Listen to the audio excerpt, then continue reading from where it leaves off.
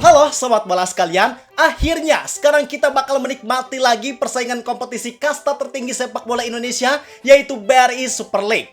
Sekarang BRI Super League lanjut lagi untuk memulai pertandingan pekan ke-26. Ada beberapa pertandingan seru yang kalian jangan sampai ketinggalan, khususnya pertandingan klub top 3 yang mereka bakal sama-sama main di tanggal 5 April, sama-sama main away. Untuk Persija, mereka away lawan Bayangkara FC, Borneo FC lawan Madura United, dan Persib Bandung away lawan Semen Padang. Tapi ada satu hal yang mungkin ini bikin banyak fans jadi merasa jengkel, karena ternyata semua pertandingan di pekan ke-26 ini ditayangkan di Indosiar. Kecuali satu pertandingan, yaitu pertandingan antara Semen Padang versus Persib Bandung. Karena ternyata pertandingan tersebut malah ditayangkan secara streaming lewat aplikasi video. Tentu wajar kalau kalian semua bingung dan mempertanyakan kenapa di saat tim-tim lain ditayangkan, tapi pertandingan Semen Padang versus Persib yang ada Persibnya, yang harusnya kemungkinan pertandingan tersebut bakal jadi salah satu pertandingan yang meraih engagement tinggi, yang meraih rating tinggi, tapi kok malah gak ditayangkan di TV. Dan sebenarnya kejadian ini bukan pertama kalinya terjadi. Sebelumnya pernah juga ketika pertandingan Persis Solo versus Persib, yang waktu itu MTEK juga memilih untuk menayangkan pertandingan tersebut di aplikasi streaming video dibanding TV. Maka yang jadi pertanyaannya sekarang, kenapa hal ini malah terjadi lagi? Apa sebenarnya motif dan tujuan yang ingin diraih MTEK dari Persib dan bobotohnya? Karena kelihatannya MTEK ini seolah terlalu memanfaatkan bobotoh untuk keuntungan mereka sendiri. Tapi biar jelas, kita bahas tuntas semuanya di sini. Pastiin kalian tonton video ini sampai akhir. Bareng gua Zidane Fatoni, langsung aja kita bahas biar gak gitu-gitu doang. Tahu sepak bola.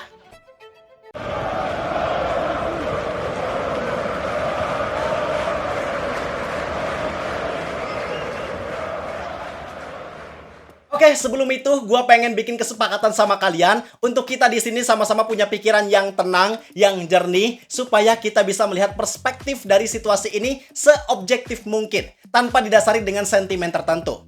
Jadi kalau kita melihat sekilas, melihat secara kasar, memang kelihatannya MTEK itu seolah memanfaatkan bobotoh untuk kepentingan mereka sendiri. Dan bisa dibilang, ini adalah fakta.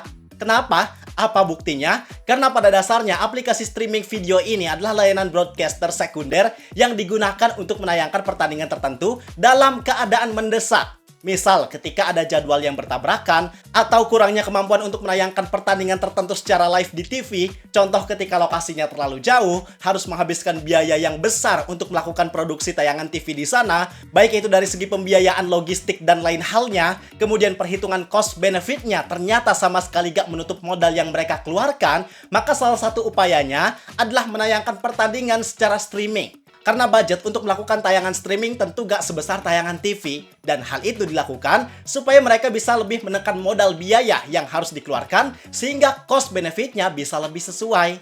Nah, di pertandingan Semen Padang versus Persib Bandung ini memang jadwalnya bertabrakan dengan pertandingan lainnya, yaitu Madura United versus Borneo FC. Tapi walaupun begitu, secara rating tentu bisa kita pastikan bahwa pertandingan Semen Padang versus Persib bakal mendapatkan rating yang lebih tinggi. Apalagi ini adalah pertandingan away bagi Persib, artinya jumlah orang yang menonton pertandingan ini lewat layar kaca gak akan berkurang sama supporter yang hadir langsung ke stadion kalau Persib main home. Ditambah lagi Persib sekarang lagi stabil performanya, mereka lagi enak ditonton, dan yang paling pentingnya lagi adalah para bobotoh ini udah lama gak nonton Persib gara-gara sebelumnya ada jeda FIFA Matchday. Mereka sekarang lagi kangen banget dan pengen banget buat nonton pertandingan Persib.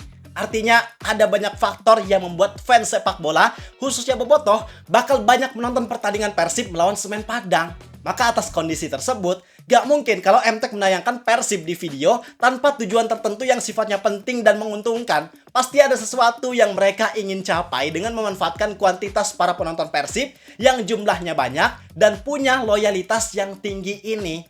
Jadi apa motif utamanya? Motif utamanya adalah masih sama seperti sebelumnya, yaitu migrasi penonton dari TV ke digital. MTEK ini udah memikirkan rencana jangka panjang. Mereka udah menyusun strategi untuk gimana caranya memindahkan para penonton di TV ke platform digital mereka. Kenapa? Karena sekarang dan kedepannya, pengguna TV konvensional memang terus mengalami penurunan yang nyata. berdasarkan data yang disampaikan Lembaga Penyiaran Publik TVRI, mereka bilang bahwa dalam 3 tahun terakhir, penonton TV di Indonesia menurun sekitar 8% per tahun. Yang statistik tersebut justru berbanding terbalik dengan penggunaan layanan streaming. Yang sejak tahun 2021, penggunaan streaming ini justru meningkat drastis sebanyak 71%.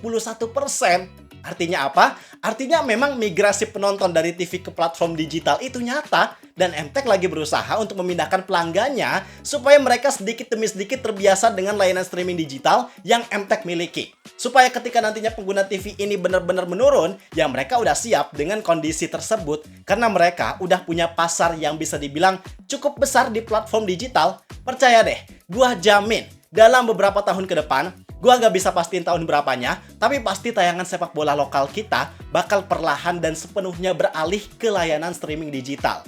Dan ini udah bukan tentang bagaimana sebuah broadcaster melayani pelanggannya, tapi udah tentang gimana caranya mereka bisa terus bertahan dan mendapatkan keuntungan yang sebanyak-banyaknya.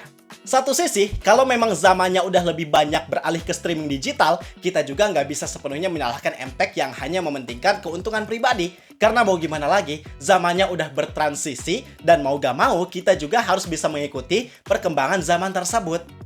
Tapi pertanyaan lainnya, kenapa Persib yang dijadikan sebagai magnet untuk kepentingan bisnis ini? Jawabannya adalah karena kita semua udah tahu dan pasti sepakat bahwa Persib itu adalah klub sepak bola Indonesia dengan basis fans terbesar. Mereka selalu punya engagement yang tinggi, tren mereka juga lagi positif, dan para fansnya ini memang punya loyalitas yang tinggi. Para fans Persib ini termasuk jadi salah satu fans yang paling effort. Terbukti dengan mereka yang rela buat beli jersey original Persib dengan harga yang mahal, yang sampai akhir tahun kemarin juga penjualannya udah tembus angka 28.000 pieces jersey lebih yang terjual. Yang mungkin sekarang pasti udah jauh lebih meningkat lagi angkanya.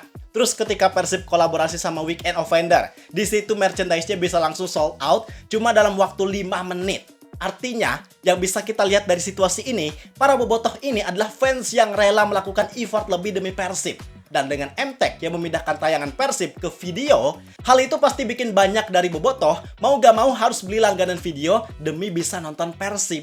Dan keuntungannya untuk video tentu sangat banyak. Keuntungan jangka pendek tentunya mereka bisa mendapatkan banyak orang yang bayar untuk subscribe atau langganan video. Dan keuntungan jangka panjangnya adalah untuk familiarisasi. Supaya orang-orang tahu, terbiasa, hingga pada akhirnya mau dengan sendirinya untuk menggunakan layanan streaming dari video. Gitu, Pak. Kalau ada yang nanya, kenapa gak langsung semua laga aja dipindahin? Ya karena sekarang situasinya masih momen transisi. Mereka juga sekarang masih butuh rating TV buat pendapatan iklan. Mereka juga masih harus menjaga audiens umum. Makanya semua pertandingan lain masih ditayangkan di Indosiar. Karena secara orientasi memang mereka masih menjadikan Indosiar sebagai platform utama mereka untuk masa sekarang. Tapi sebenarnya apa yang dilakukan oleh MTech ini adalah hal yang berisiko juga. Kalau mereka terlalu sering dan terlalu jelas hanya memanfaatkan Persib dan bobotoh untuk kepentingan ini, otomatis trust atau kepercayaan publik ke MTech itu pasti bisa menurun. Bahkan yang paling parahnya, mereka juga bisa kena sentimen negatif. Karena bayangin, siapa sih yang mau dimanfaatkan gitu kan? Wajar banget juga kalau sebagian publik memberikan reaksi yang negatif. Kemudian risiko lainnya yang menurut gua ini lebih bikin jengkel banyak orang lagi adalah MTech ini sebenarnya kayak nggak terlalu siap dan nggak terlalu niat banget gitu loh untuk melakukan cara ini. Karena kan idealnya kita ambil perumpamaan yang sederhana. Kalau kita mau mengundang orang lain ke rumah kita, apalagi tamu yang sifatnya penting dan spesial bagi kita, otomatis kita bakal nyiapin yang terbaik buat tamu kita dong. Kita pasti bakal bersih-bersih rumah, kita bakal nyiapin makanan yang paling enak, supaya bisa ngasih kesan yang baik untuk tamu yang datang ke rumah kita. Iya dong, setuju kan? Nah, tapi yang dilakukan oleh MTech dalam kasus ini, seolah mereka kayak nggak ngelakuin hal itu, Pak. Mereka pengen transisi, secara nggak langsung memaksa orang buat bayar, tapi apa yang didapatkan sama kita rasanya bisa dibilang gak maksimal. Kenapa? Utamanya adalah dari segi kualitas tayangan. Bisa dibilang kualitas tayangan yang disajikan di video itu gak lebih baik dari apa yang disajikan di Indosiar. Baik itu dari segi tayangan, kualitas kamera, komentator, bisa dibilang levelnya masih di bawah Indosiar. Bahkan di beberapa kondisi, gak jarang juga ada banyak orang yang terkendala ketika langganan di video. Contoh, orang terdekat gua, dia pengen langganan video, udah payment, tapi paketnya malah gak aktif. Gimana gak kesel kan?